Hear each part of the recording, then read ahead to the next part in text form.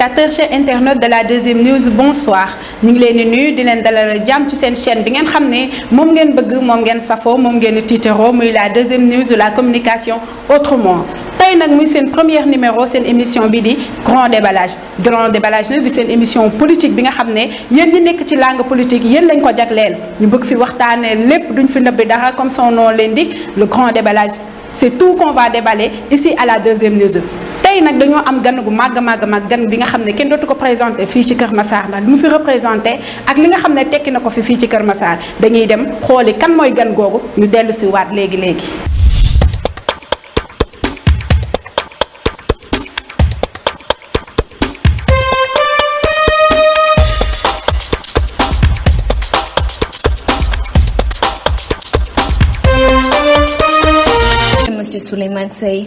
Monsieur Souleymane Seye a fait son primaire à l'Écortière,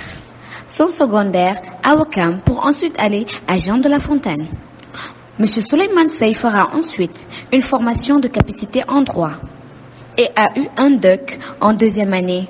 Ce dernier a aussi fait des assurances et a été agent commercial et chef de recouvrement formateur, puis chef d'agence à Richard Toll pour devenir le régional de Saint-Louis, Louga et Matam. Après avoir fait Matam, il est parti dans certains pays de l'Afrique, notamment au Togo. Après 28 ans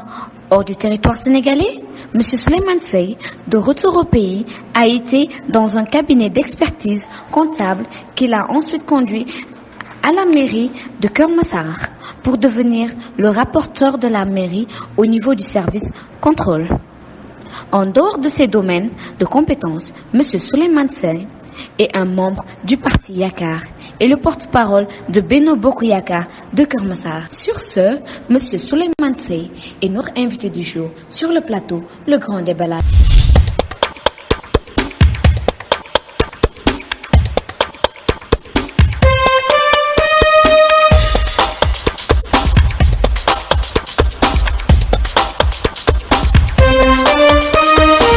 Chers téléspectateurs, chers internautes dégg ngeen ko kooku mooy suñu gan tey jii nii si le grand déballage monsieur Souleymane Seye ñuy naa de la jàmm ci suñu studio. maa ngi lay fay di lay sant Binet di leen di remercier bu baax a baax kër dafay am bunt bi mooy seen président directeur général Lamine Mbengue maa ngi koy nuyu di nuyu képp ku nga xam ne ñoom Mado ñoom Bingal Sow ñëpp ma leen di nuyu di leen di sant bu baax a baax. di ñaanal suñu borom li ma dis fii tey si lu mucc ayib la di ñaanal suñu borom rek yal na yàlla gën a dëgëral liggéey bi nekk fii ba yéen ñi nga xam ne yaa ngeen fii liggéey ku nekk dis fi boppam vraiment maa ngi leen di sant di leen di gërëm bu baax a baax si liggéey bi nga xam ne gis naa ko fii bi net di lay sant yow tamit nag si invitation bu baax a baax. merci beaucoup monsieur Seye ñun tamit ñu ngi lay remercier si sa disponibilité monsieur Seye bu ñu déggee sa présentation dégg nañu def nga li nga xam ne mooy comptabilité def li nga xam ne mooy assurance def jaar-jaar yu am solo yooyu ba ci pays yu nekk ci Afrique monsieur Souleymane Seye lan moo la dugal ci politique kon. waaw politique de li ma si dugal rek mooy dama xawoon sob tuuti rek ba ma nekkee xale di sama ay yaay sama ay nijaay yi nekk si koñ bi sama ay dëkkandoo ñuy réunir amul kenn ku leen doon jàppale ma nekkoon xale bu nga xam ne dama bëggoon yëngu si affaire mbooloo ma ñëwoon di leen di jàppale ay seize di nekk fu ñuy dem daal ma leen di jàppale seen bagage ba yàlla def daal ñu soxla woon ay jeunes ma mobiliser ay jeunes loolu daal moom ma gën a dugal au niveau des Parcelles Assainies Dakar ba ma nekkee unité 15 unité 16 unité 10 foofu sax la ñu créé l'ASC Bokk Jëf le dimanche 3 avril 1983 créé la zone 8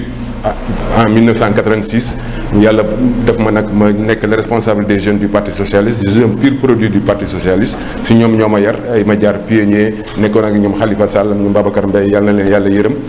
ma am fa ba léegi ay nit yu nga xam ne daal sama ay nit au niveau du parti socialiste loolu daal moom ma dugal au niveau de la politique sob rek moom si dugaloon mais rëccu wu ma ko tamit quand même quoi. monsieur Seye bi ñu la déggee jaar nga parti bu mag boobu di parti socialiste gannaaw bi nga jógee parti socialiste fan ak fan nga jaar. waaw bi ma jógee parti socialiste yàlla def may liggéey assurance ma fay liggéey ba quelques années ñu affecté ma à Saint-Louis et si la yàlla def maag Bamba Dieye le secrétaire général du FSD/BJ ñu dëkkoon benn quartier ma abordé ko ñuy ànd di liggéey mu dénkoon ma yu bëri ba ma fa nekk fa coordinateur mu may sant ay liggéey may dem si région yu bëri ma nekkoon jaar naa FSD/BJ jaar naa URD nag bi ma dellu si Afrique dellu si Sénégal c'est la rencontré dëgg kii Mor Dieng le secrétaire général du parti en 2012 muy dem élection bi muy dem élection nag si la ñu toog waxtaan mu dénk ma parti bi ma nekk son chargé des élections le plénipotentiaire du parti et ma nekkoon si élection yooyu ba léegi daal loolu moo mu téye parti yaakaar ma ñibbisi si laa ñibbisi nag fii Kër Massar bi mu ñibbisee Kër Massar si lañ ma defar lettre joxloon ma ko le coordinateur de Benno Bokk Yaakaar honorable député maire Moustapha Mbeng depuis lors ba léegi nag may nekk di liggéey au niveau de Benno Bokk Yaakaar Kër Massar mais nag mënu ma jeexal te au niveau national mënu ma nuyu ñi nga xam ne ñoom laa bokkal Benno Bokk Yaakaar muy la sous-coalition GACLR liberté et responsabilité di nuyu la coordinatrice Émiline Zalé di nuyu maître El Hadj Diouf di nuyu le ministre Bassirou Sarr le ministre Pape Diouf yéen ñëpp je vous fais un coucou mënuma lim et di remercier nag waa parti yaakaar yi nga xam ne nag ñoom laa nekkal fii au niveau de Kër Massar. ñu ngi lay déggee mi ngi mel ni vous êtes très riche en connaissance ndax nit ñi ngi fi tudd ñoo ngi dugg lu ndaw mais nag dañuy dellu si parti yaakaar bi nga xam ne foofu nga nekk ba tey pourquoi votre choix sur le Benno Bokk Yaakaar lan moo leen dugal biir Benno Bokk Yaakaar. waaw non xam naa plutôt jox dañuy wax lan moo tax ñu créé le Benno Bokk Yaakaar. parce que le Benno Bokk Yaakaar a été créé au lendemain du premier tour bi nga xamee en 2012 le président Abdoulaye Wade ak le président Macky Sall génn nekk premier. c'est le président Macky Sall nag wër les 13 partis hormis le PDS ku nekk mu dem seete ji la tàll la loxo ni dañuy bëgg ànd liggéey ñun nag au niveau du parti yaakaar le président Macky Sall ñëwoon nuyu si ñu à Guédiawaye ñu accueillir ko en grand pompe si lañ ko jox tamit ni ko ñun dinañu ànd ak moom te séntuwuñu si dara si la ñu créé le Benno Bokk Yaakaar au niveau de l'hôtel Radisson l'ensemble des 13 partis et le parti APR bu mag président Macky Sall si lañ ko créé foofu à partir de 18 heures ñu créé nag le Benno Bokk Yaakaar les 13 partis hormis le PDS ñoom ñëpp nag ñu manqué ni dinañu jàppale le président Macky Sall pour mu gagner élection deuxième tour yi et ba mu ko gagner ba léegi nag loolu président waxoon nag ba léegi 2012 ba 2021 loolu moo fi xew dara wàññee ko fi ñu ànd nag ba léegi nag di jàppale président Macky Sall loolu la ñu nekk à la base fii à Kër Massar di koy liggéeyal avec l'honorable député maire Moustapha Mbeng qui est le coordinateur départemental de Benno Bokk Yaakaar vraiment loolu daal. d'accord loolu leer na mais est-ce que yéen waaw yaakaar yéen a ngi gis seen bopp ci biir Benno parce que depuis lors on n'entend plus parler de yaakaar parti yaakaar kenn déggatu ko fenn on entend juste le Benno est-ce que yéen a ngi ciy gis seen bopp. waaw xam nga duñu dem jàpp Benno Bokk Yaakaar bi ba fàtte suñu parti. waaw parce que mais nag le parti existe très bien. parce que soo ñëwee au niveau commune nord Oustaz Ibrahima Ndiéguène c'est le coordinateur. soo ñëwee au niveau du sud Mamadou Mané c'est le coordinateur au niveau départemental Souleymane Sey mooy départemental et may profiter tamit di leen di nuyu ñooñu ñëpp di nuyu la présidente Khady Faye di nuyu la présidente Solo Thiam et Moustapha Ndiaye tamit ñu koy nuyu tey su ma doon lim tey ay ñoom Baawo ay ñoom Awa Thiaré su may nekk di lim dafay bëri mais ñun lu ñu jàpp mooy nit ki suñuy ànd ak moom du ñu ànd ak moom avec la sincérité et la franchise mais nag ñun parti yaakaar on est en train de travailler ñu ngi liggéey mais quand même Benno bi la ñu nekk donc ñun dinañ jël suñu parti teg fële nekk ci Benno bi ànd ak ñoom liggéey te ki nga jiite tamit vraiment soo gisee ñu fàtte suñu parti muy le coordinateur départemental muy Moustapha Mbeng honorable député looloo tax ñu fàtte suñu parti ci li nga xam ni moom la ñuy liggéey mais vraiment le parti yaakaar existe bel et bien au niveau sur toute l'étendue du territoire du Sénégal. moo tax foofu dama ciy teg baaraam li nga wax noonu da ngeen dugg biir Benno ba fàtte seen parti muy yaakaar parce que depuis lors lan nga ma mën a wax loolu la parti yaakaar je dis pas le Benno Bokk Yaakaar parti yaakaar lan la tegagum fii nii ci Kër Massar loo xam ne parti yaakaar moo ko def. waaw xam nga parti bu nekk rek ak ni muy liggéeyee. ñun suñu parti on est en train de travailler su nekkee côté bu nekk au niveau des jeunes on a un comité des jeunes. on a des cadres des femmes des sages des arabisants yëpp am nañ ko ñu ngi nekk di liggéey li ñuy liggéey tamit nit ñaa ngi koy gis ci terrain bi ñu ngi def lépp lu nga xam ni parti mi ngi koy war a def. su nekkee au niveau des formations def ay formations di def ay séminaires ñu ngi koy def di waxtaan di def descente sur le terrain di waxtaan mais nag comme parti la ñu tamit nit ñaa ngi ñuy gis xam nañu képp ku dugg Google wala ku dugg ci internet di nga xam parti yaakaar. mais quand même on est en train de travailler mooy que ni le Benno Bokk Yaakaar dafa rey seen parti man loolu laa mën a dégg fu mu toll nii ci explication bu leer moom loolu laa mën a dégg. soo ko waxee ci mbégte ak contentement ak lay doon ci man. ah bon waaw mbégte ak contentement parce que suñu amul woon parti du ñu mën a nekk Benno Bokk Yaakaar soo gisee ñu toog Benno Bokk Yaakaar ba ne dafa fekk ñu jóge ci parti soog a ñëw ci allié ci coordination benn coalition Benno Bokk Yaakaar képp ku nekk ci coalition Benno Bokk Yaakaar ci parti nga jógee pour ñëw fa mënoo jógee ci association wala ci dëkkandoo rek ñëw bokk dafa am ay charte yu ñu teg pour nga bokk ci coalition suñu parti nag ni muy liggéey loolu moo tax ñu jël ñu teg ñu ci et que nag parti bi fépp foo dem ma nga fa nous sommes présents partout on est en train de travailler. comme loolu nga leen jox comme réponse et vous pensez toujours que le Benno Bokk Yaakaar mi ngi peser lourd comme lu mu doon peser en 2012 est-ce que Benno mi ngi peser lourd ba tey. là sama dinaa si xaw reetaan tax parce que soo gisee tey présentement gis nga ay coalition yu nga xam ne ñu ngi koy def fii barki démb ñu naan coalition lii Benno Bokk Yaakaar moo wane yoon bi ba nit mën a jóg di créer coalition. te ñun coalition Benno Bokk Yaakaar nous sommes plus de 250 partis ñoo coalisé nekk Benno Bokk Yaakaar loolu yaakaar naa balaa mu fi amati fii dinañ ko seetaat bu baax a baax. parce que Benno daf fi def rek li nga xam ne gisoon nañ ko fi Ablaye Wade teg ko fi rek muy soppi. soppi tamit c'était une coalition. c'est en dehors du PDS kon tamit tey bu leen ñi leen xoolee def la même chose c'est pas parce que vous pesez aussi lourd que ni li ngeen doon peser. peut-être dañoo dem ba natt leen parce que ñoom yàgg nañ fi. natt ba xam ne léegi seen doole neex na léegi ñun méngoog yéen ñoom tamit ñu dagaloo fas yéene jàkkaarloog yéen. loolu bokkul soo nee soppi ni coalition Benno Bokk Yaakaar da ngay boole li nga xam ni bokkul. lu wutale. waaw ñun li ñu wutale depuis 2012 ba léegi Benno Bokk Yaakaar depuis 2012 ak 2021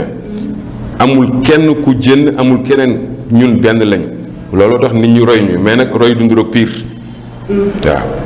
Yewwi Askan Wi mi ngi ñëw de. waaw xam nga nag dama bëgg wax ci mbiru jàmbur man li ma bokk rek lay seet di koy natt di koy liggéey ñeneen ñi nag ñooy xool li nga xam ne ñun moom la ñuy def ñu ñuy jéem a def mais ñun li ñuy war a def mooy lan continuer ànd bi nga xam ne moom la ñu àndoon moom la ñuy continuer rek di dem xooluñu kenn nag te sant suñu borom et depuis 2012 ba léegi le Benno dafay gën a yokku mais wàññeewul 250 partis fi ñu dem ba coaliser. te déggoo fa coow déggoo fa xuloo déggoo fa dara ñoom barki démb kii ngi génn kii ngi. waaw non foofu moom dama lay arrêté. boo la mënee amul coow. amul xuloo amul xeex. loolu moom duma ko mën a nangu moom loolu moom dama koy bañ. yéen coow ak xeex ci ngeen dëkk. Benno Bokk Yaakaar coow ak xeex akul te ñoom ñëpp ñoo bokk kër gi ñu jugee mais kenn jubóowu ci. man de dina ma xaw jaaxal. parce que déjà fii ci Kër Massar rek ñi nga xam ne ñoom ñëpp yéen a bokk Benno nga nekk seen porte parole mais ñi ngi fi nekk ñoom seen biir di rayante. di rayante bien sûr commune nord y a 4 yoo xam ne c'est le Benno Bokk Yaakaar y a Assom y a comment encore Moussa et l'autre là ki nga xam ne tey moom assemblée générale Abdou Ndoye ñoom ñëpp c'est le Benno Bokk Yaakaar léegi ñoom lan mooy seen problème ba ku nekk fële benn côté ne man candidat laa xam nga xam lan mooy coalition Benno Bokk Yaakaar moo am solo te xëy na fii à travers émission bi ñuy def dinañu xam lan mooy coalition Benno Bokk Yaakaar. coalition Benno Bokk Yaakaar parti bu nekk dafay indi un représentant. APR day indi représentant AFP indi représentant PS Yaakaar AJ LD PIT ku nekk day indi représentant. coordonnateur yooyu wala plénipotentiaire yooyu ñooy coordonné Benno Bokk Yaakaar mais keneen ku nekk ci beneen parti di wax bennoo te sa coordonnateur yi nekk ci fii par exemple si on prend l'APR c'est Moustapha Mbengue qui est le coordonnateur. Si on prend Yaakaar c'est Souleymane Sey. Si on prend le PIT c'est Oumar Sylla. Si on prend AJ c'est par exemple Seydou Diallo ñooñu ñooy Benno Bokk Yaakaar mais su nekkee da nga ma limal ay tur yu nga xam ne ñooñu ay militants lañu ñooñu du ma mën a wax ci ñoom parce que nekkuñu Benno Bokk Yaakaar des responsables c'est des militants. seen responsable c'est l'honorable député maire Moustapha Mbengue qui est le coordinateur. militant ko joxe sa kàddu xam nga nit kàddu nga koy fonka nga koy jàppee ñoom ñoo ne ñun dañoo bëgg booloo bokk ci li nga xam ne mooy bennoo comme ñoom balaa kenn di gën di wax ci sama xam-xam waroon na jaar ci yow. non du jaar ci man. non bu jaaru ci yow war nga ko mën a yëg parce que vous êtes le porte-parole. comme normalement war nga ci am écho. war ci mën a xam ne kii war na communiquer comme yow yaa war a wax bi nga xam ne mooy baatu ak Benno Bokk Yaakaar war nga ci yëg dara. mais dañuy gis ku nekk di waxal sa bopp léegi. xam nga am na lu nga xam ni ñun duñ fa mën a egg. nous avons un coordinateur parce que ñun tamit lépp loo dégg ñun duñu am discipline. nee nañu kii mooy coordinateur. coordinateur bi ñun moom la ñuy waxanteel mooy suñu interlocuteur. keneen lu muy def ça n'engage que lui mais c'est le coordinateur tey coordinateur honorable député maire Moussa Mbengue moo waroon jóg di def yenn yi ñun ñu jóg wax. mais suñu jógee gis moom deful te moom mi ngi ñuy suivre mi ngi def jaarale liggéey bi yoon ñun duñuy jaarale yoon keneen nag lu muy def ça n'engage parti nag noonu la mel parti moom actuellement période bi ñu toll ku mu neex jóg ni lii nga candidat la ñun mënuñu si dara ku mu neex mun nga toog sa kër ni candidat mënuñu si dara dafa am règle ak discipline bu nga xam ni ñun moom la ñuy dox.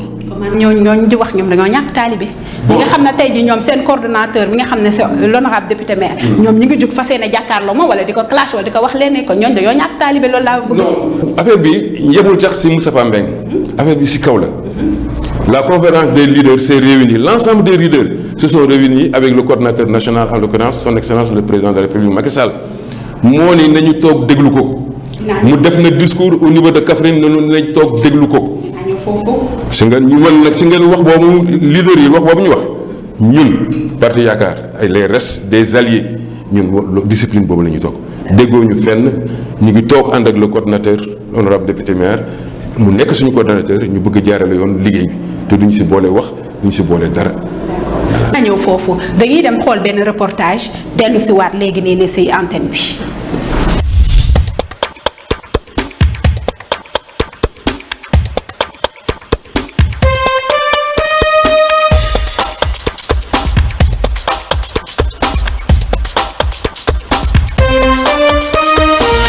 mbokk téléspectateur wu deuxième news ak internaute asalaamaaleykum ñu ngi fii ci mairie Kër Massar ñoo toog ak ki nga xamante ne moom mooy Matar Mbengue chef cabinet wu maire asalaamaaleykum monsieur le Mbengue. maaleykum salaam Mado di maa ngi leen nuyu wax di nuyu équipe de deuxième news la délégation bi nga àndal ànd ak Kassé ak Bingel di nuyu toute l' équipe et la direction di am rafet di am contentement recevoir deuxième news. En ma qualité de chef de cabinet conseiller technique spécial de l'honorable député maire Moustapha Mbengue nga fekk si ma tey ci maire bi ma rafetlu loolu trop di ñaan rek vraiment sunu entretien bi nu war a def mu nekk un entretien très réussi. merci beaucoup ci kaw loolu rek ñu daal di dugg dans le vif du sujet te ñu ñëwoon tey parce que gis nañ ni à chaque fois da ngay ànd ki nga xamante ni moom mooy monsieur Seye Souleymane Seye ñu gis ni ku la jege la te yow it jege nga ko lool ñu ñëw pour jël li nga xamante ne mooy sa témoignage vis-à-vis de la personne. waaw encore merci beaucoup boo ma laajee Souleymane Seye di nga ma permettre ma ñëw sur l'aspect politique Souleymane Seye c'est le porte-parole de Benno Bokk Yaakaar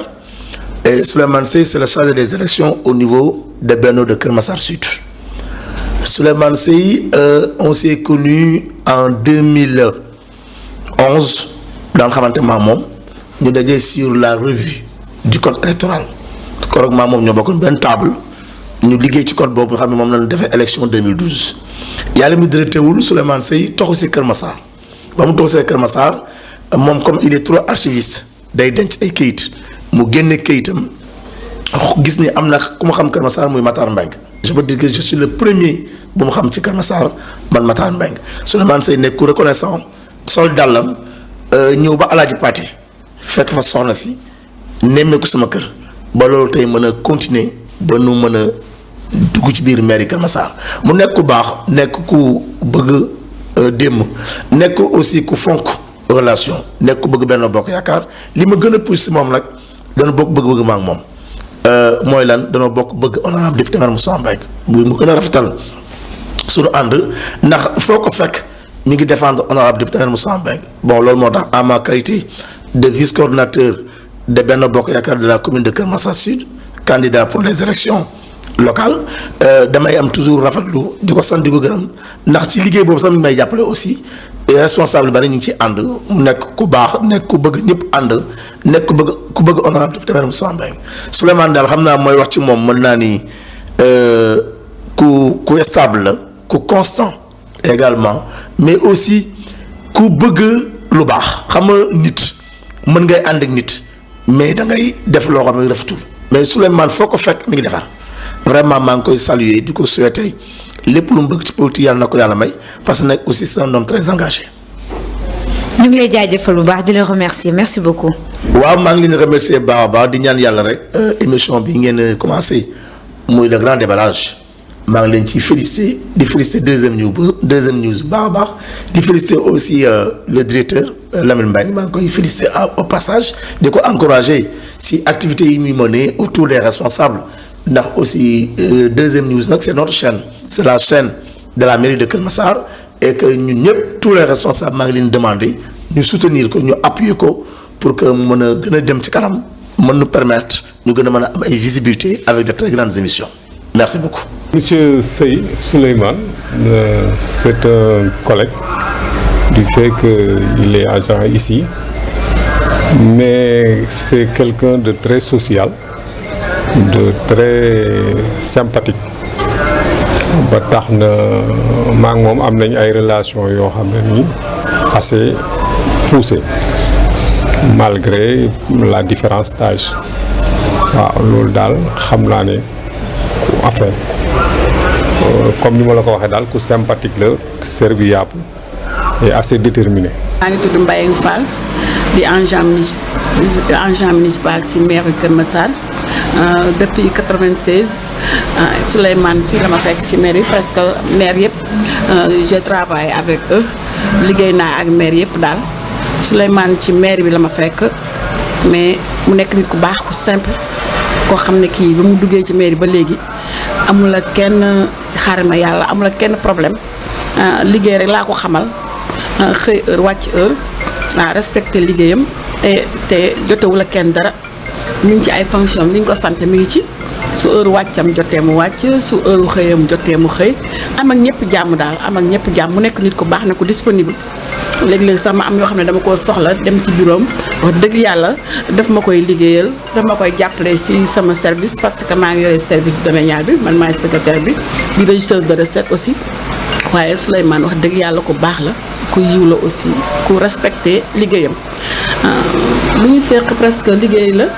moo ñu boole muy mairie Kër Massar moo ñu boole amuñu relation parentale waaye xam naa ne li ma xam ci moom ci liggéey bi ñu seq ku disponible la ku baax la ku bëgg nit la et ku respecté liggéeyam parce que ñun dañuy bëgg nit ki respecté liggéeyam xool nu muy liggéeyee te wax dëgg yàlla loolu la ñu xam ci moom xam nañ ci moom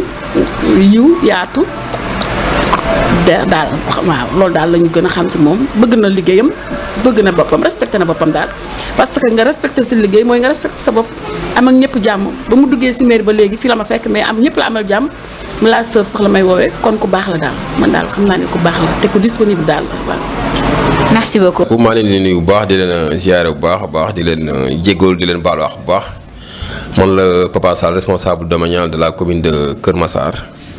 xam naa nekk ak fii bokk ak si moom bokk benn bâtiment ak Souleymane Sey le principal concerné qui est le porte-parole de Benno Bokk Yaakaar vraiment soo xoolee suñu bâtiment bi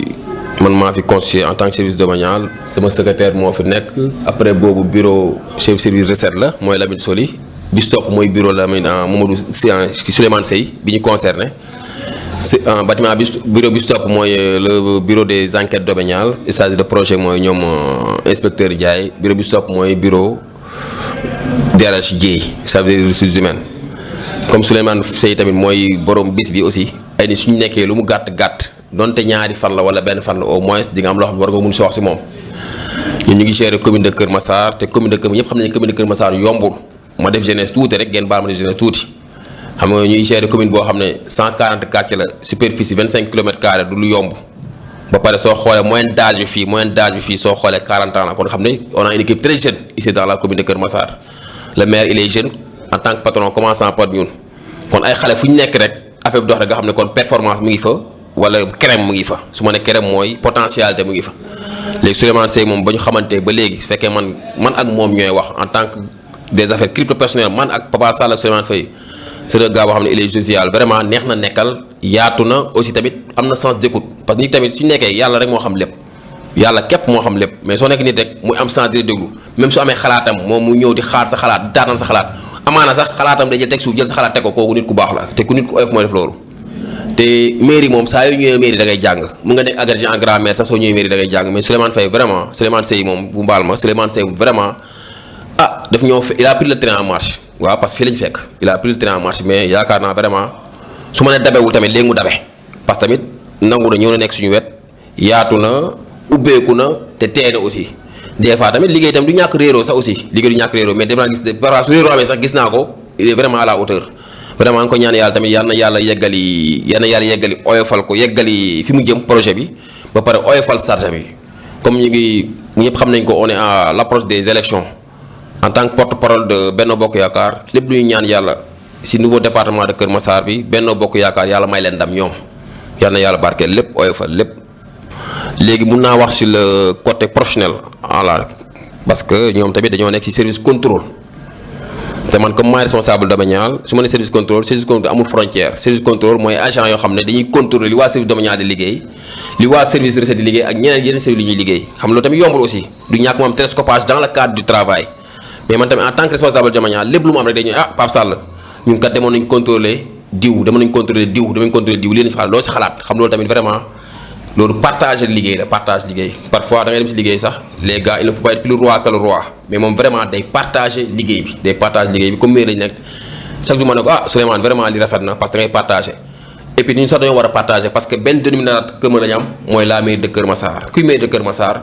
mooy Moustapha Mbengue Seye moom vraiment ku neex a nekkal la ku neex a dëkkal la aussi ku neex a bokkal liggéey la aussi vraiment ba pare c'est un homme très solidaire. loolu moom vraiment bëggoon naa ko seede te yàlla képp rek moo tax ma bëggoon ko seede Souleymane Seye yal na yàlla oyofal lépp yal na yàlla yombal lépp waaye merci.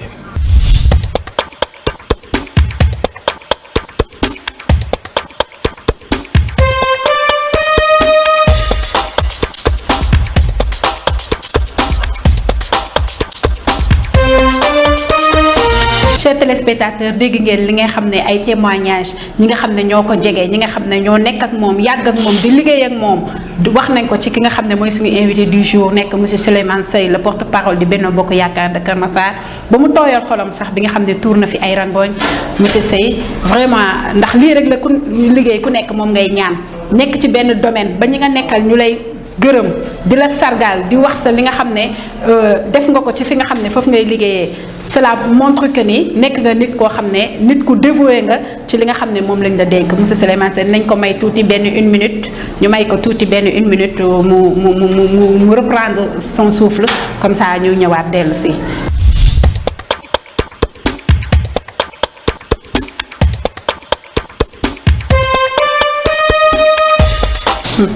merci beaucoup monsieur Seye lii tamit taxuñu woon jóg dañoo bëggoon rek xamele téléspectateurs yi yow yaay kan parce que en dehors de la politique tamit nit ñi xam kan mooy Souleymane Seye ak lan la def monsieur Souleymane Seye ñu bëgg xam sa ñi nga xam ne ñoom nga bokkal ñuy say collègue di say nit li ñuy wax lan nga si mën a sànni ci ay kàddu. waaw bi na tey li moom xaw na ma bette xalaatuma woon témoignage yu mel nii mais tamit seen liggéey ngeen def donc lii dafa baax. Et vraiment, je remercier Matar Mbengue, chef de cabinet, le conseiller spécial du maire et candidat à la candidature commune Kër Massar. Et du nuyu tamit kenn sama benn grand Dramé grand maa ngi lay nuyu bu baax a baax sama jigéen Bayang maa ngi lay nuyu. Papa Sall tamit vraiment Kër Massar son nom est légendaire ñëpp xam nañu ko papa. te ma li ñu wax nii man vraiment nekk na lu ma bett. parce que xalaatuma woon tax nit ñi dinañu def témoignage yu si nit ku simple ku mel ne Souleymane Seye et ma leen di sant au fond du cœur di leen di bàyyi ak sama borom àdduna daal dafa doy waar surprise day ñëw à chaque moment et cela a été une surprise aujourd'hui et may dolli di sant suñu borom et di leen di ñaanal ñoom ñëpp ñi nga xam ne jël nañ fi wax yal na yàlla def tawféex barkeel seen njaboot barkeel ñëpp la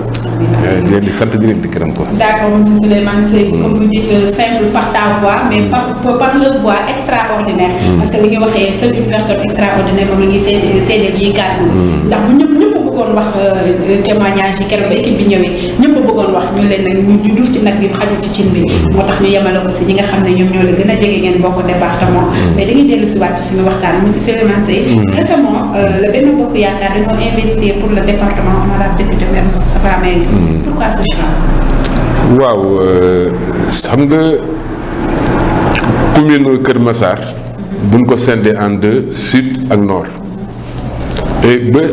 honorable moi le président de la République son excellence le président Macky Sall nous a reçu par suñu sous-coalition bi may ñëw Kër Massar président dafa ne nañ delloo à la base ñu liggéey ji mais man j'ai demandé au président ni ko mais président man su ma demee Kër Massar kan lay laajte mu ne ma soo demee na nga laajte Moustapha soo laajtee Tafa ma ne ko kuy Tafa mu ne mooy maire boobu xam nga woon tax Moustapha Mbengue mooy maire parce que bi ma dëkk see Kër Massar bëriwul depuis lors ba léegi dañu ma defee suñu lettre parti yaakaar mais indi ko fa mais ba léegi vraiment dafa jël cër jox ko le Benno Bokk Yaakaar commune Kër Massar Sud Nord mu nekk benn commune mu géré ko extraordinaire la Benno Bokk Yaakaar moom la ñu gën a fonk ca yeneen parti APR yi jusqu'à présent ñu war a ku nekk war a dem ñu ne nag balaa ñuy dem sud ak nord ñun dinañu investir honorable député maire Moustapha Mbengue que département bi ñu nekk ni président conseil départemental bii ñu nekk xalaatuñu ci keneen gisuñu ci kenn rek la ñuy yaakaar mu ngi ko yore mu jaare yoon muy honorable député maire Moustapha Mbengue ci la ñuy def suñu investiture ni ñun Benno Bokk Yaakaar ñun ñoo investir ñoo jël suñu responsabilité avec les 36 partis légalement constitués ñu ne kii la ñu wóolu pour mu yore le conseil départemental de Kër Massar. une commune léegi ñu nekk département ñu koy sant di koy gërëm bu baax a baax waaye nag war nañu mën a nangu ñun ñi nga xam ne ñoo nekk coalition Benno Bokk Yaakaar nekk nord nekk sud que ñun ñi ngi dolli di sant bu baax a baax di sant kenn ku nga xam ne mi ngi si commune Kër Massar kooku mooy kan mooy honorable député maire Moustapha Mbengue le coordonnateur de la grande majorité départementale bi nga xam ne moom la ñu am fii muy honorable député ñu koy sant si liggéey bi nga xam ne mi ngi koy def ak waa Benno Bokk Yaakaar ànd ak la grande majorité présidentielle di koy def liggéey bi lu tax ñu koy sant au niveau mairie bii ñu nekk suñu xoolee si bureau bi Benno Bokk Yaakaar a ngi si suñu xoolee agent yi liggéey si mairie bi Benno Bokk Yaakaar a ngi si donc honorable député maire ñun coalition Benno Bokk Yaakaar ñu ngi lay sant di lay gërëm si liggéey bi nga xam ne yaa ngi koy def te son excellence le président de la république moo la ko defloo ñu lay sant bu baax a baax te ñëpp gis nañu liggéey bi nga xam ni bi ngay jël maire bi 2014 xam nañu fan nga ko jëlee xam nañu fan la egsi donc augmentation budget bi mi ngi nekk 218 millions léegi yaa ngi koy indi 1 milliard 643 millions te yaa ngi ànd ak waa Benno Bokk Yaakaar di koy liggéey honorable député maire ñun amuñu sa sant ñu ngi lay gërëm bu amul ab waa Benno Bokk Yaakaar la grande majorité présidentielle bii ma nekkal àndal ñu nekk sama ginnaaw ñu ngi lay sant ñu ngi lay gërëm bu baax a baax sant bu amul benn ab et projet yi nga xam ne nag mi ngi fi Kër Massar mu nekk nord mu nekk sud fépp fu fi nit dugg di nga gis Promoville autopont bi nga xam ne mi ngi nii ñëpp a koy gis Kër Massar bokk nga si ñi nga xam ni yaa ko fi indi fii su nekk woon yow xëy na leneen la ñuy am lu dul autopont ñu lay sant bu baax a baax loolu moo tax yow honorable député maire nga nekk deuxième maire programme bi nga xam ni moom la son excellence le président de la république indi fii si Kër Massar ñu lay sant politique bi ngay def fii ñëpp gis nañ ko képp ku nga xam ni am nga xol bu rafet te xam nga li ngay def honorable te nga bëgg lu baax war nañ sant honorable député maire ñun Benno Bokk Yaakaar la grande majorité présidentielle amuñu sa sant te ñu ngi lay gërëm bu baax a baax gërëm bu amul ab ñuy sant képp ku nga xam ne rek yaa ngi nekk si Benno Bokk Yaakaar ànd ak honorable député nekk si la grande majorité présidentielle ànd ak honorable député te lii ñuy wax nii nag xam naa dafa guddi mais nag du ñàkk dinañu lim parti yi nga xam ni mooy parti dëgg yi nga xam ne ñu ngi nekk si département bi parti yi yëpp ñu ngi ànd ak honorable député maire kenn dawul kenn nekkul fenn suba ngoon ñu ngi nekk ak honorable député parti yooyu mooy kan APR mi ngi si AFP mi ngi fi PS mi ngi fi PIT mi ngi fi Yaakaar mi ngi fi LDSL mi ngi fi CRC mi ngi fi MVT mi ngi fi mouvement Mariam Faye Sall mi ngi fi AJ/PADS mi ngi fi URD mi ngi fi ADB mi ngi fi MPCL mi ngi fi la LDMPT mi ngi fi UDSA mi ngi fi modèle mi ngi fi AG jot na mi ngi fi ànd bokkali soqali Kër Massar mi ngi fi Ndefleng mi ngi fi mouvement des artisans mi ngi fi Yeesal Taxawaay mi ngi fi PCDS mi ngi fi deuxième REMA mi ngi fi CDR REMA mi ngi fi Takku Leen Ligne PAI mi ngi fi parti démocrate mi ngi fi Osez l'Avenir mi ngi fi JUR mi ngi fi Rewmi mi ngi fi Sénégal mi ngi fi le Sénégal en progrès mi ngi fi UDF mi ngi fi mbooloo mi ngi fi IPD mi ngi fi ak yeneen mouvement yu nga xam ne ñi ngi fi ñoo ñëpp ñi ngi ànd ak honorable député maire nekk si ginnaaw loolu parti yooyu nag ngeen may ma les communicateurs traditionnels ñi ngi fi parti yooyu nga xam ne nag moom la ñu lim ñoo taxaw réunion waxtaan ñu di suñu kenn ku nga xam ni moo war a yore département bu Kër Massar Barma lañ ko fas yéene def ñi nga xam ne ñooy tëgg yore riiti yi nañu nekk suñuy pare rek ñu enchaîner jërë ngeen jëf. salaamaaleykum wa rahmatullah taala wa barakaatu. léegi liggéey mooy déclaration Benno Bokk Yaakaar ñun coalition Benno Bokk Yaakaar bi nga xam ne ñu ngi ko créé au deuxième tour après élection présidentielle yi nga xam ne son excellence le président de la république moo ko def ñu ngi ñëw fii di sant son excellence le président de la république coordonnateur de la grande majorité présidentielle coordonnateur de Benno Bokk Yaakaar si liggéey bi nga xam ne mi ngi koy def fii si nga xam ne mooy Kër Massar mën nañ si lim projet pour lutter contre les inondations mbënd bi nga xam ne moo fi am te duñu fàtte liggéey buñ mucc ayib bi nga xam ni son excellence le président de la république def na ko si mbirum Covid 19 ak mbirum prix yi nga xam ne ak mbirum denrées alimentaires yi nga xam ne mi ngi fi en outre war nañu dolli ñun ñi nga xam ne ñoo dëkk Kër Massar parce que depuis le 28 mai 2021 si décret bi nga xam ne son excellence def na ko muy 687 moom lañ ñu jox ñun départementalisation Kër Massar nekk département donc ñuy sant son excellence le président de la république ñun Benno Bokk Yaakaar majorité présidentielle de la grande majorité présidentielle ñu ngi sant bu baax a baax sant bu amul ab si son excellence le président de la république si changement bi nga xam ne def na ko si Kër Massar ñu nekkoon commune léegi ñu nekk département ñu koy sant di koy gërëm bu baax a baax waaye nag war nañu mën a nangu ñun ñi nga xam ne ñoo nekk coalition Benno Bokk Yaakaar nekk nord nekk sud kon ñun ñi ngi dolli di sant bu baax a baax di sant kenn ku nga xam ne mi ngi si commune Kër Massar kooku mooy kan mooy honorable député maire Moustapha Meng le coordonnateur de la grande majorité départementale bi nga xam ne moom la ñu am fii muy honorable député ñu koy sant si liggéey bi nga xam ne mi ngi koy def ak waa Benno Bokk Yaakaar ànd ak la grande majorité présidentielle di koy def liggéey bi lu tax ñu koy sant au niveau mairie bii ñu nekk suñu xoolee si bureau bi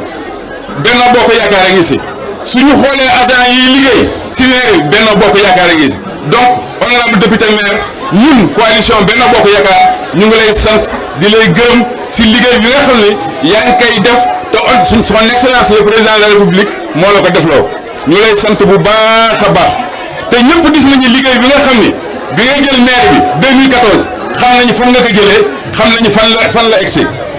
donc augmentation budget bi mi ngi nekk 218 millions léegi yaa ngi ko indi 1 milliard 643 millions te yaa ngi ànd ak waa Benno Bokk Yaakaar di koy liggéey honorable député maire ñun amuñu sa sant ñu ngi lay gërëm bu amul ab waa Benno Bokk Yaakaar la grande majorité présidentielle bii ma nekkal àndal ñu nekk sama ginnaaw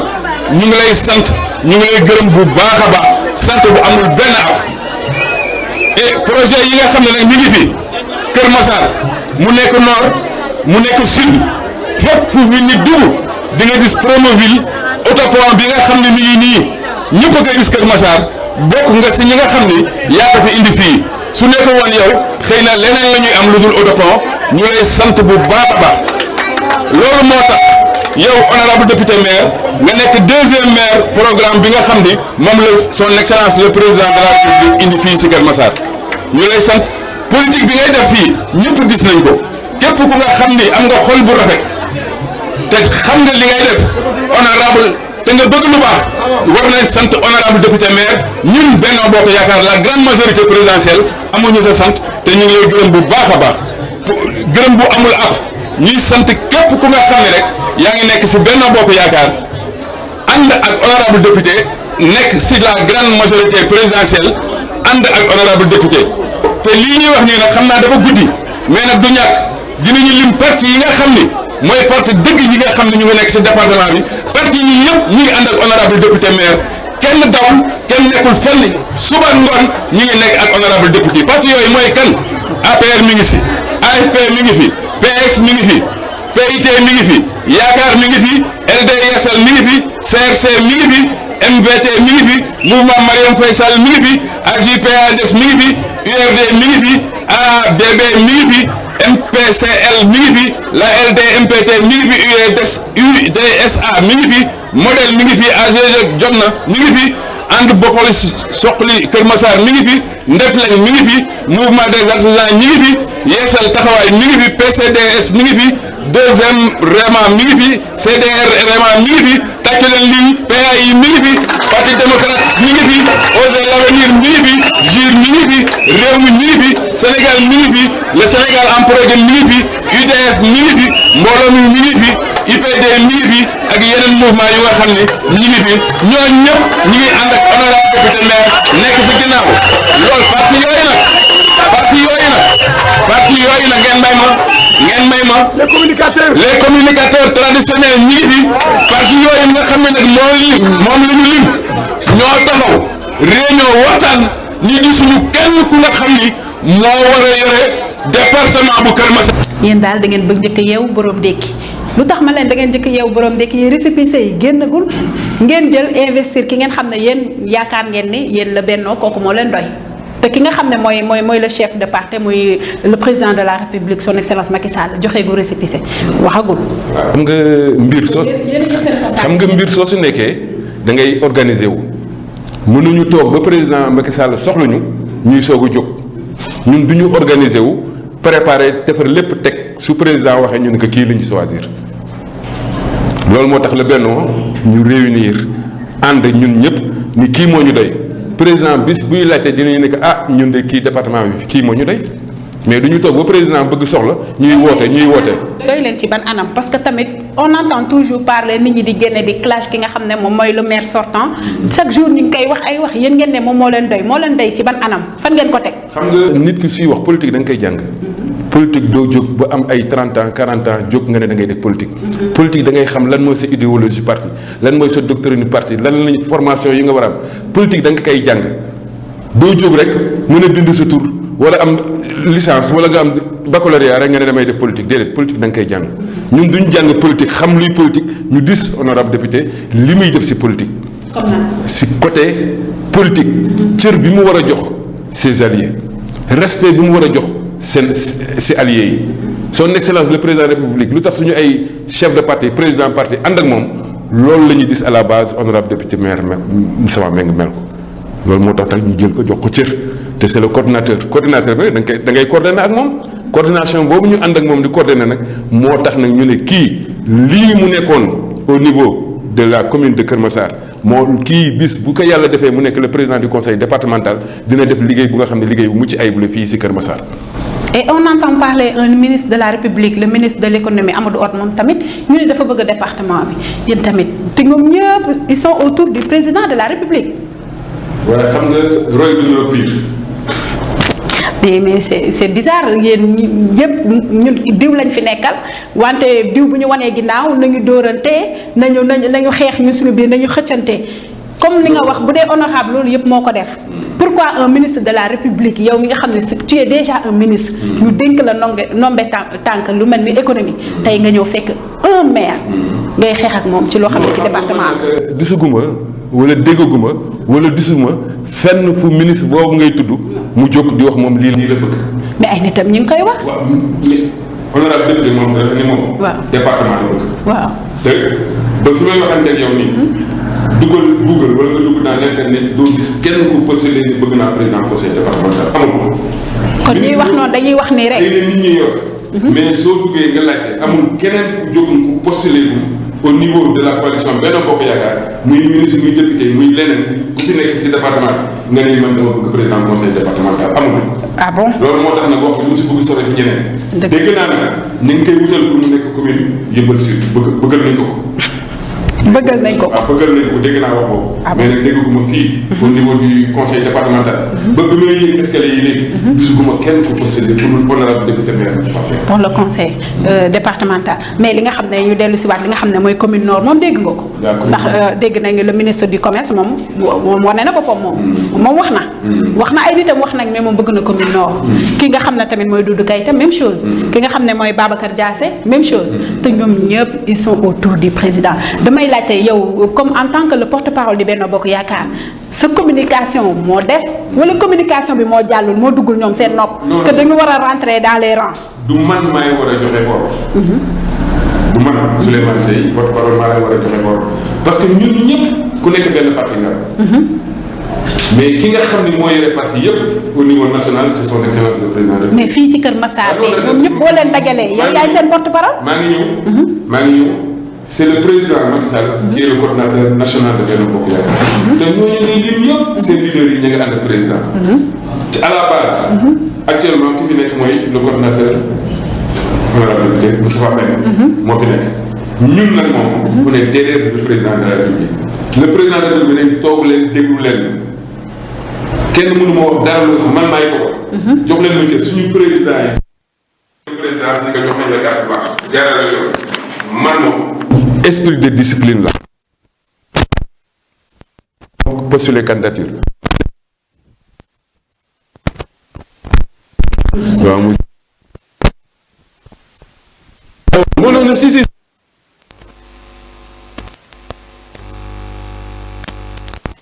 pour mu wàcc ci yow nga jottali ñoom mën nga bañ a dogal mais je dis pas que yow yaay jël décision bi mais wax bi dégale leen ñoom peut-être nga wax leen que ñu booloo doole ga ñu amal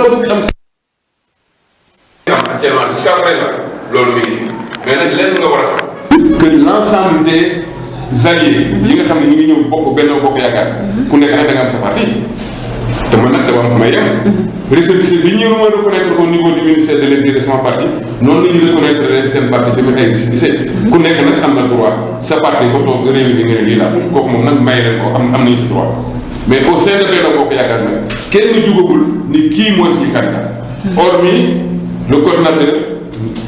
départemental l'honorable député maire Moustapha Mbengue moom la ñu toog ñun ñëpp les 36 partis légalement conseillers ñu ne kii moom la ñu bëgg président conseil départemental mais ñoom tamit nag dama bëgg ne ku nekk may leen seen parti ñoom am nañu droit postuler. d'accord vraiment parce que loolu lañ gis que loolu moom dañ la koy nangul parce que gis nañ ko fu ñu gis honorable dañ fay gis ki nga xam ne mooy Souleymane Seye tout le temps dañuy gis ngeen di ànd mais du tee dañ ciy delluwaat ba tey ci seen investiture bi ngeen def ki nga xam ne mooy honorable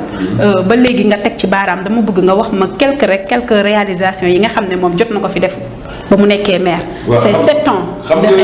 nga tey su nekkee da nga woo côté politique may liggéey maire yi. waaw xëy na du ma mën a wax tout à fait l'ensemble des réalisations. l'ensemble moom xaju fi. mais tey mais juste les plus importants les plus poignants rek yooyu lañ soxla. suñu xoolee au niveau de l'éducation. oui lu am solo. lu am solo moom la. waaw éducation lu am solo. président de la République.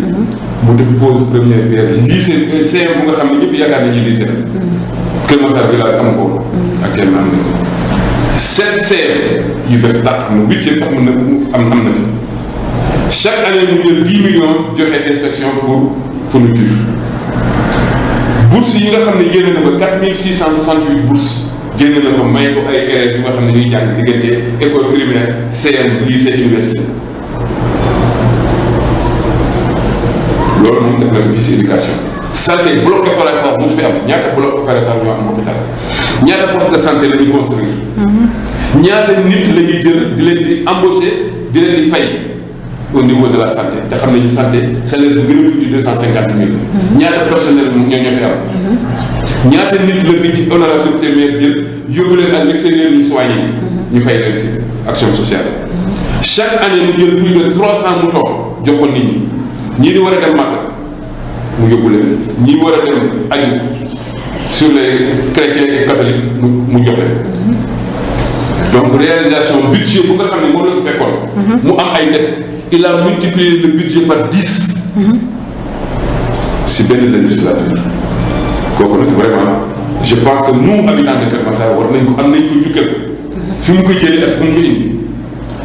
départementalisation bi ñuy kaas bi ñuy wax nii fan la ko jëlee depuis 2005 mu nekk agent municipal mu nekk conseiller dem dugg biir PDS ñëw nekk maire en 2016 muy wax ba président bi di ñëw pose première pierre mu taxaw ni que dama bëgg Kër Massar nekk département président tontu ko ni que tey su nekkoon département tey léegi mën naa ko joxe tey dinaa ko joxe tey mais département su ma ko joxee il faut ma wàññi fii def fii dëpp ba léegi le décret bu bees bii 687 mu indi ko jox ko ni que Kër Massar département d'accord loolu monsieur. donc liggéey bi nga xam ne moom def na ko fii. c'est pas pour que ñu toog bu koy tagg. mais quand même nañ ko reconnaître que Kër Massar am na fu mu ko jëlee te am na fu mu ko indi te actuellement Kër Massar nekk na liste. et c'était pour ça que ñu élire ko. autopont bi dafa nekk woon autopont. benn pont rek la waroon doon. mu kaas ba ñu defal ñu ko autopont. pareegul. te pareegul. waaw. ak yeneen démb ñu ngi woon ay numéros yi. Promoville y a un budget de 18,5 milliards. mu dugg si biir quartier yi xaalis bi dafa des si Promoville ci biir quartier yi lañ koy dugal defal leen canalisation defal leen ko pavé ak ay lamp mais kooku duñ ko. mais nag. waaw bien vrai que ni diggante daaw ak ren wàññeeku na. mais ba tey mi ngi fi. waaw mais population bi bëri na. macha allah ndox yi moom koñam sax moom mi nga xam ne mooy le maire moom koñam sax dafa am ndox. mais di nga reconnaître di nga ma nangul ni ma daaw jéeg nit ñi gaal lañ doon jël pour dem seen kër. waaw parce que Camibas suñuy bët. waaw mais Camibas dinañ wax ni tamit ndox maa ngi fi. waaw di nga ma nangul que daaw jéeg daaw nit ñi gaal lañ doon jël pour dem seen kër at bi amul gaal. d'accord loolu naa ko nangu. di nga ma nangul que bassin yi nga xam ne def nañ ko mi ngi xëcc ndox mi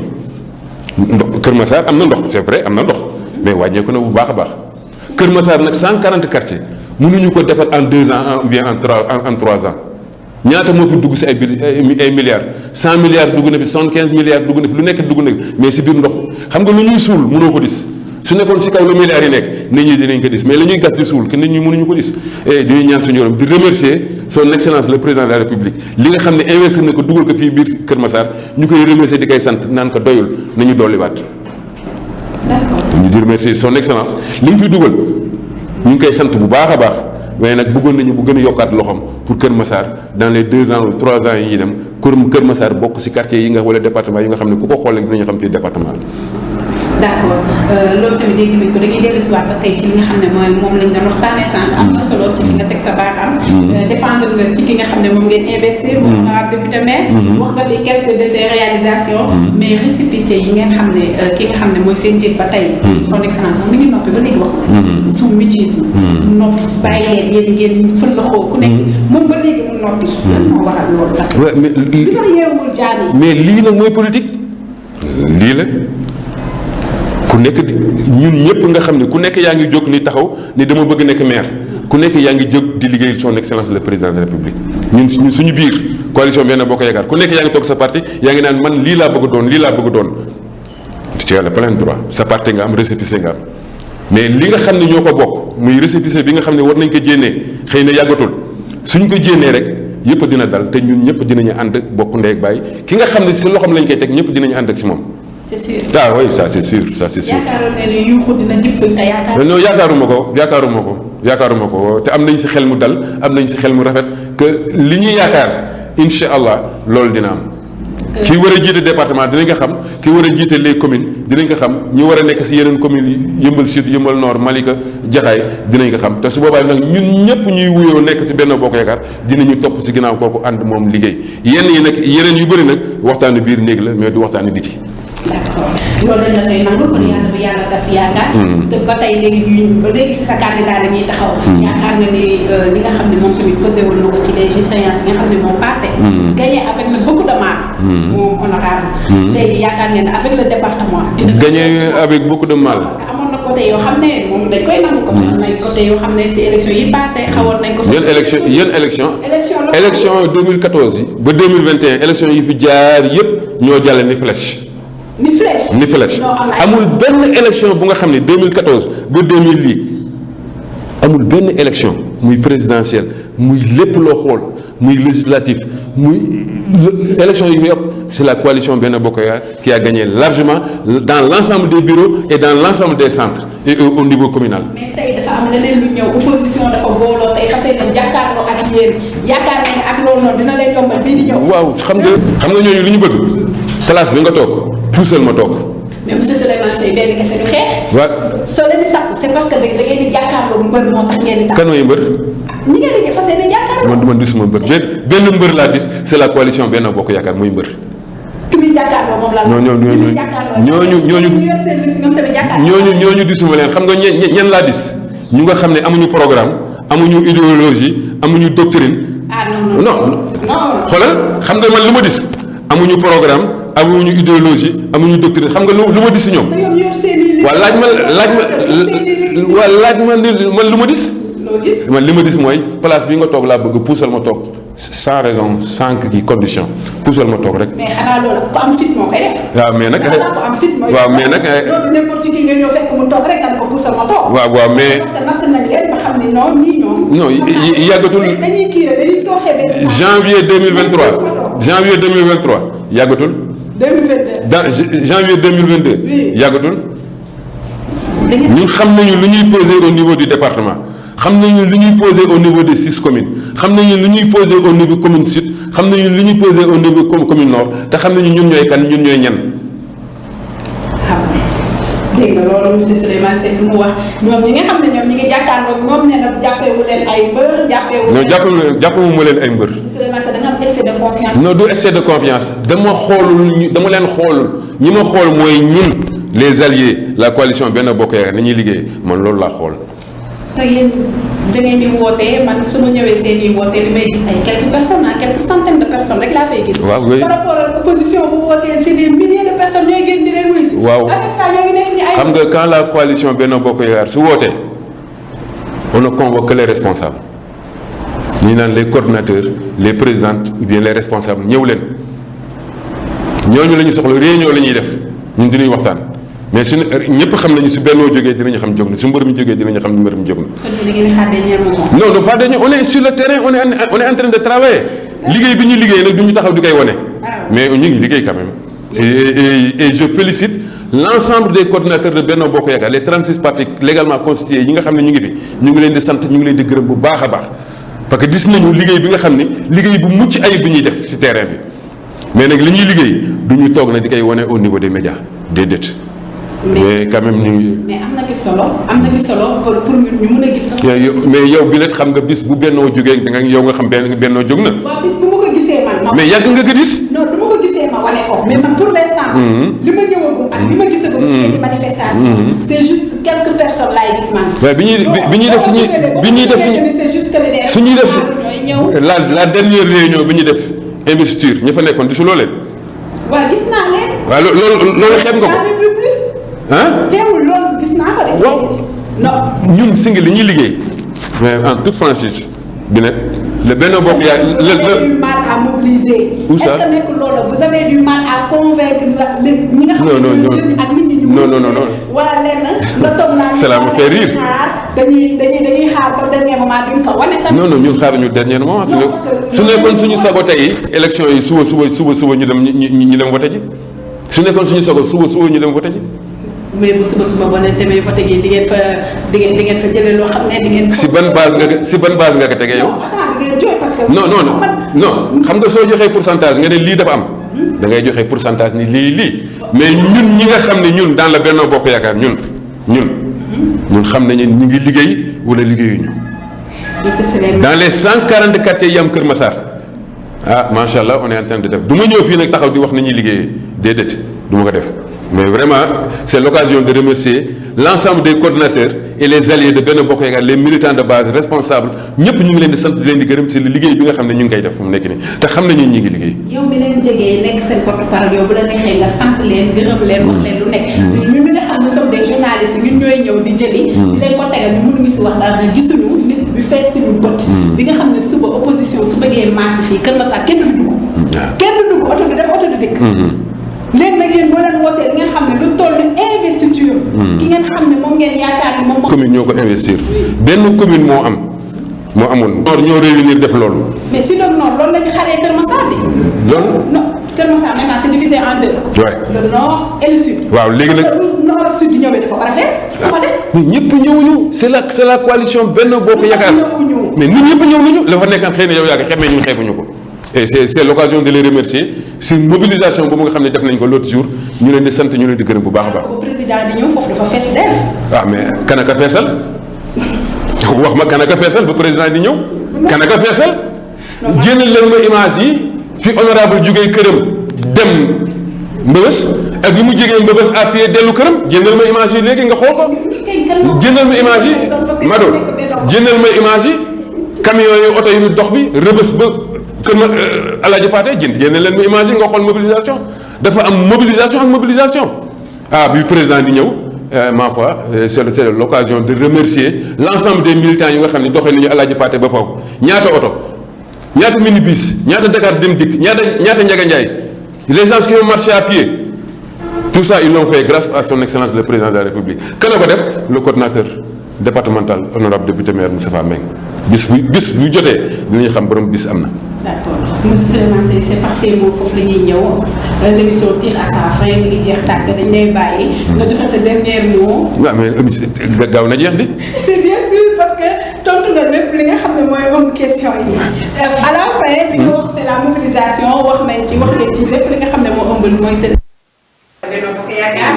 tontu nañu li nga xam ne ñun yaakaar nañu leer na ci bopp yi nga xam ne ñooy téléspectateurs yi c'est à eux de juger nag est-ce que nga leen tontu doy na leen wala doyu leen man je suis restée sur ma faim ah bien sûr mais nag heure bi temps bi moo ci non yow sa liggéey ngay def xam nga sa liggéeyu journalisme man dama lay féliciter parce que question yi ngay posé du yow yaa ko du yow da nga jël ay question indi ko posé ma ko mais du yow yaay posé question et tout juste c'est pour remercier l'ensemble des coordinateurs les partis alliés les partis de l'APR ñëpp ñu nga xam ne nekkal na ak ñoom Benno Bokk Yaakaar c'est l'occasion de les remercier si seen sincère ak franchise bi nga xam ne ñu ngi ko àndal fii à la base ànd ko ak l'honorable député maire Moustapha Mbengue di gën a tàllal loxo nag à la mobilisation à la sincérité à la franchise ànd ñun ñëpp